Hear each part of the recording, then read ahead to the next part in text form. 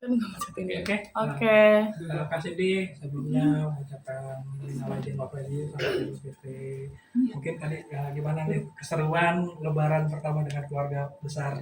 Iya, sebelumnya minal aidin wal faizin, mohon maaf lahir batin buat masyarakat Indonesia.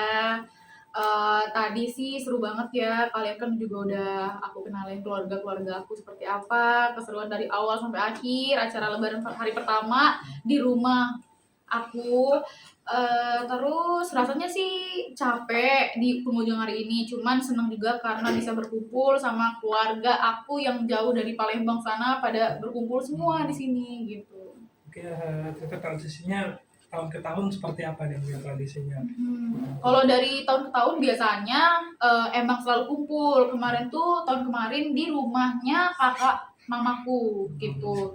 Terus tahun ini emang di rumah orang tua aku. Terus tahun depan nanti kita pindah lagi biar nggak monoton gitu. Dan yang pastinya tetap bakalan bagi-bagi THR dan main games, terus ada uang-uangan gitu lah ya, gitu. Makanan yang spesial ya setiap lebaran di Bali apa nih? Spesial. Kalau makanan tiap lebaran sih spesial semua ya rasanya, tapi yang paling spesial adalah kedekatan dan keakraban antara keluarga ke keluarga. Karena kita emang backgroundnya tuh dari kedokteran semua Kak. Jadi emang pada susah kumpul sih kalau tiap lebaran atau puasa gitu. Jadi emang tiap lebaran sih mereka selalu nyempet-nyempetin aja. Ini belum semuanya tuh keluarga aku karena kan masih ada yang praktek juga gitu. Terus juga papa aku masih ngurusin bisnisnya gitu. Kan asli orang Palembang ya, nyiapin makanan khas dari Palembang nggak sih, kayak pempek Palembang? Iya, pasti yang nonton orang Palembang pasti banget tiap tahun makan pempek tiap lebaran. Nah, itu udah paling enak tuh, wong Tito Galo.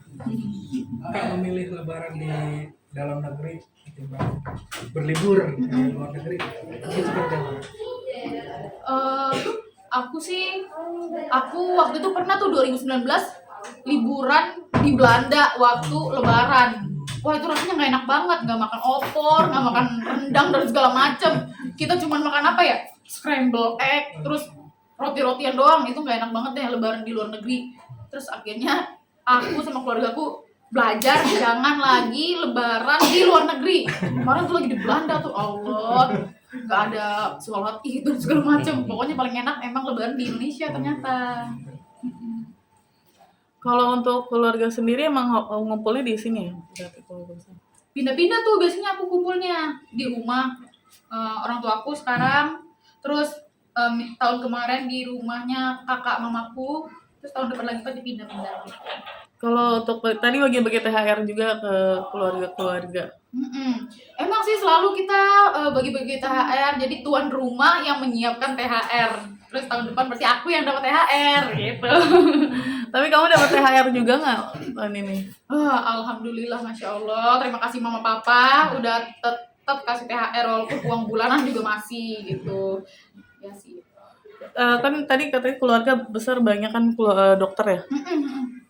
Kamu sendiri mungkin ada bedanya nggak sih kalau ngumpul sama keluarga dokter? Mungkin kayak makanannya jadi mungkin lebih healthy atau apa gitu? Atau biasa aja? Kalau misalnya keluarga aku itu mereka sih emang rata-rata kalau lagi kumpul sih ngomongin tentang vitamin apa nih yang enak buat badan. Kalau misalnya lagi capek banget beraktivitas, kalau makan sih lebaran hantem aja semuanya. Yang penting vitaminnya digantungin sih kalau kami gitu Kak. Makna Ramadan sendiri buat Kak Cindy seperti apa sih?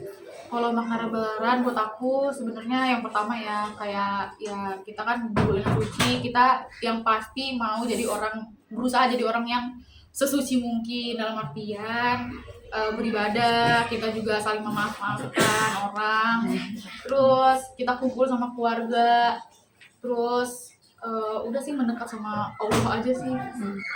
Ya, di tahun ini kan kamu juga tertimpa musibah ya, dan masalah dengan gimana kamu menyikapi untuk di bulan Ramadan ini? Kalau aku sih sebenarnya aku tuh dalam hal yang kayak gini ya, yang heboh banget, sebenarnya jujur sedih kayak kenapa harus dampak ke aku, padahal aku tuh bukan orang yang seperti orang-orang duga, orang-orang kabar-kabarin sejelek itu tuh enggak. Karena aku sekarang bisa santai-santai aja karena aku merasa ya memang aku tidak bersalah gitu. Terus aku sih nganggepnya ya udah mungkin ini emang ladang pahala aja, mungkin emang Allah mau nyuciin dosa aku kali ya. Jadi aku ngambil hikmahnya aja, terus juga nggak ambil pusing sih selama aku nggak salah. Dan ya udah aktivitas berjalan seperti biasa, orang-orang sekitar aku juga nggak nuding-nuding aku dan segala macam karena mereka tahu yang aku tuh aslinya seperti apa sih kak gitu. Tapi Apalagi pasti kan- ada pertanyaan nggak sih dari kan muncul nama kamu di mana-mana nih ibaratnya di media-media. Iya, justru tuh orang-orang yang beneran kenal sama aku, ketemu sama aku, temen-temen aku semuanya justru nanya, loh ini kok mereka bisa negatif thinking sebegininya gitu. Bahkan teman-teman aku pada bilang, jangan-jangan emang ada orang yang iri banget nih sama kamu, terlalu gimana-gimana sampai mau jatuhin aku gitu. Dampaknya jadi merugikan dengan profesi kamu nggak sih sebagai dokter? eh Sebenarnya sih lebih ke mental aku aja sih kak gitu. Tapi selama aku datang ke rumah sakit aku ya percaya diri aja karena emang gimana ya, orang nggak bersalah disalah-salahin tapi ya udah nggak apa-apa. Aku cuman ya mungkin ada orang-orang yang mau menjatuhkan aku tapi nggak apa-apa, di bulan Ramadan ini aku maafin.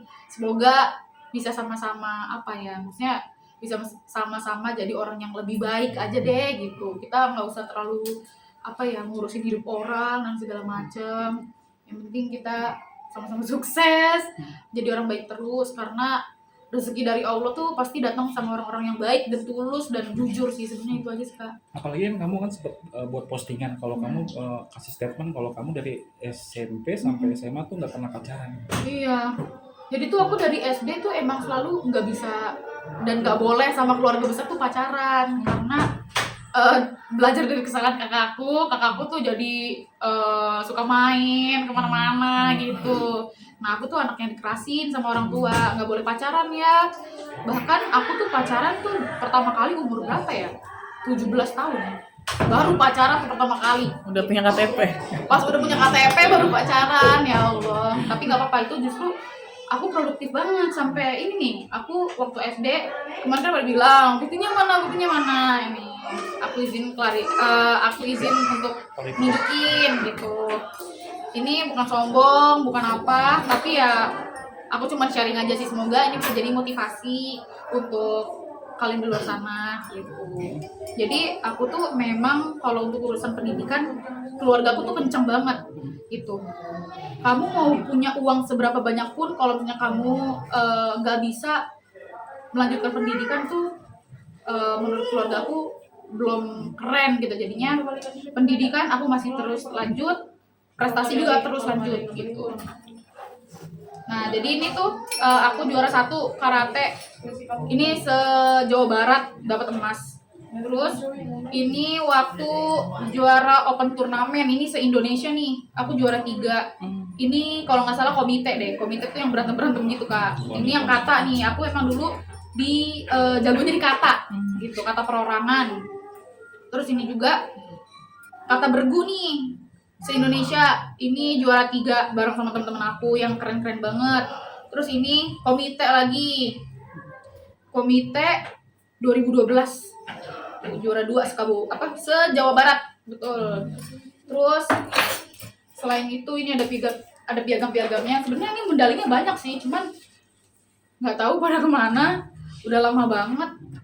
Nah, nih ya ini pokoknya aku tuh dulu anak andalan sensei aku lah. Pokoknya kalau ada lomba ikut. Nah Sensei kebetulan itu guru ya?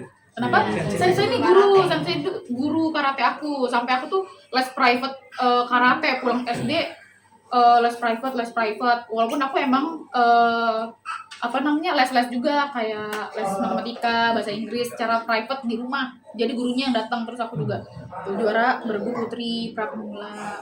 Masih aktif sih tuh se-Indonesia, Rizky Aprilia gitu. Nah, mungkin dari ini semua kan banyak stigma orang sebelumnya menilai kamu wah ini ketergantungan sama pemberitaan tersebut dari orang tersebut gitu kan, dan ini mematahkan dari hal-hal tersebut karena tadi kamu juga sempat memperlihatkan memang omongan kamu tuh bukan yang bukan yang kayak angin belaka gitu kan. Tadi Iya. dikenalin juga dari saudara memang Dari seorang keluarga. dokter gitu. Iya. Mungkin seperti apa kamu mengambil hikmahnya dari ini semua juga? Kalau dari aku pribadi, banyak kan orang ngomong ya kalau misalnya aku tuh masuk ke dokteran dibiayain sama laki-laki gitu. Terus operasi dibiayai oleh laki-laki juga, laki-laki lain. Itu sebenarnya logikanya sih nggak masuk ya. Kalau misalnya emang cowok mau sama aku dengan kondisi mukaku yang belum rinoplasti dan segala macam tuh kayaknya nggak ada om-om yang mau ngebiayain orang kayak maksudnya belum rinoplasti gitu. Jadi emang semua tuh dari keluarga aku. Papa aku tuh emang aku juga disangka ini ngaku-ngaku yang punya rumah sakit. Emang benar aku anak pemiliknya gitu. Tapi emang bukan yang beredar tuh, siapa boleh sebut nama nggak sih? Pokoknya dokter S. Nah itu tuh bukan papa aku guys. Dari situ aja udah salah banget. Mohon maaf ya. Di sini aku nggak mau nyebutin background keluarga aku secara detail. Nama papaku kan katanya spill papa mamanya.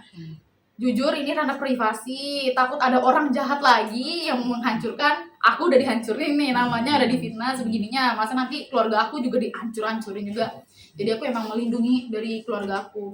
Terus emang keluarga aku tuh backgroundnya semua rata-rata spesialis. Ada spesialis kulit, bedah saraf, yang masih PPDS juga. Terus ada tadi spesialis saraf yang udah kerja, spesialis mata dan segala macam itu ada.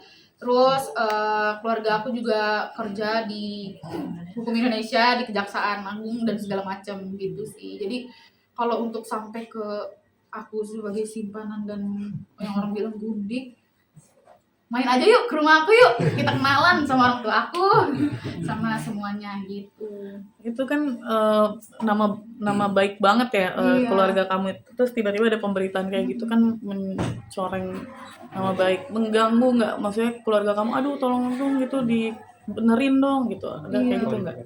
Iya, sebenarnya ganggu banget ya, apalagi keluarga aku tuh emang keluarga yang jaga image banget gitu, karena kan kita berkorelasinya sama orang-orang yang bernama juga, punya jabatan juga gitu. Terus pas menimpa kayak gini, ya keluarga aku mencoba untuk bantuin beres-beres gitu. Terus juga ngaruh ke kampus aku dibilang segala macam, tapi untungnya kampus emang benar-benar ngelihat gimana aku menjalani koas itu baik gitu, sampai IPK semester ini aja aku 37 gitu. Jadi emang gimana ya, nggak apa-apa deh ladang pahala aja gitu. Semoga doa-doa aku di bulan Ramadan ini diijabah sama Allah, udah jadi ya udah pencuci dosa aja deh, anggapnya gitu. Lagian kita kan hidup di dunia nggak selamanya gitu ya, mungkin emang ya jalan Allah aja sih kayak gini buat baik sama aku gitu. Tapi kamu tetap kelihatannya, kalau kita sih ngeliatnya kamu tetap kelihatan santai. Mungkin orang-orang siapa sih yang di belakang kamu yang tetap nguatin kamu? Ya terutama sih orang tua, keluarga, bahkan teman-teman aku semuanya tuh nyemangatin aku gitu, karena mereka tahu yang sebenarnya Cindy tuh nggak kayak begini. Cindy nggak pernah ngaku-ngaku jadi orang kaya. Aku beli semua barang pun juga aku nggak pernah pamer habis beli ini, habis beli itu. Aku emang biasa pakai barang pemberian dari orang tua aku gitu. Terus juga yang bilang aku jaga IGD, OAS pakai Hermes, enggak, itu tuh konten doang gitu. Kan aku konten creator, aku cuman kayak apa ya, maksudnya itu cuman buat konten aja. Jadi jangan terlalu telan mentah-mentah ngeliat dari sosmed. Mungkin orang-orang yang pernah satu stasi sama aku atau perawat-perawat yang melihat aku tuh kalau misalnya datang ke koas, aku pakai sepatu sesuai arahan rumah sakit seperti apa, pakai pakaian biasa, nggak pernah make up. Aku aja bahkan pakai eyelash itu aja enggak. Terus aku pakai gelang-gelang yang fancy tuh enggak. Terus pakai waduh yang gitu-gitu enggak lah, karena kan kita di sini emang tujuannya buat nanganin pasiennya, pendidikan juga, jadi nggak bakal mungkin hati setinggi langit gitu. Gitu sih. Setiap hal kejadian pasti kan ada hikmahnya. Dari yang kamu jalanin sekarang, mungkin apa sih hikmahnya yang kamu petik? Yang pertama sih emang jadi lebih dekat sama Allah aja sih Kak, karena siapa lagi gitu hal pelindung buat aku ke depannya, karena di sini nama aku udah dihancurin banget sama orang, tapi untungnya emang Allah masih kasih orang-orang yang mau klarifikasi, mau ada orang yang ngebelain aku di tudingan orang-orang, sampai teman aku pun klarifikasi ke semua orang gitu. Secara langsung banyak orang yang nanya ke teman aku bantu klarifikasi gitu. Jadi ya bersyukur aja sih sebenarnya sebagai ladang pahala dan pencuci dosa, alhamdulillah gitu. Mungkin untuk update yang soal kasus laporan akun anonim itu udah sampai di mana sekarang Kak? Akun anonim itu udah sampai LP ya. Ya. Jadi itu udah diurus sama pengacara aku si Bang Maci. Pokoknya aku memaafkan orang-orang yang mengancam aku dan fitnah-fitnah aku secara pribadi tuh memaafkan karena kan ya manusia mungkin punya salah juga, tapi untuk secara hukum ya tetap berjalan dan berlanjut. Pengen banget gak sih pengen ketemu sama yang punya pemilik akunnya itu? Kalau aku sih dibilang mau ketemu banget, nggak perlu lah ya. Setidaknya dia semoga ya Allah aja deh gimana ngurusinnya, biar Bang Maci juga aja yang ngurusin gitu. Aku nggak mau ambil pusing, aku mau fokus aja terus belajar jadi dokter yang benar, dokter yang bertanggung jawab, nggak yang dibilang dan dituding oleh orang-orang. Udah, aku intinya berjanji untuk diri aku sendiri. Kalau aku nggak bakalan jadi seperti apa yang orang-orang ngomong tentang aku, yang buruk-buruknya itu sih Kak. Pengen cepet selesai semua juga ya? Iya, yang penting cepet selesai semua. Apalagi ini kan mau lebaran ya, jadi mohon maaf lahir batin. Mungkin ya kalau misalnya aku ada salah atau ada hal yang pernah nggak enak untuk beberapa orang ya, aku minta maaf aja sih gitu. Dan untuk orang-orang yang udah fitnah aku maafin, nggak apa-apa. Semoga kalian juga bisa jadi orang yang lebih baik lah. Sama-sama jadi orang baik itu lebih penting. Oke, selamat lebaran. Oke, selamat lebaran semuanya. Tunggu, Minal Belum.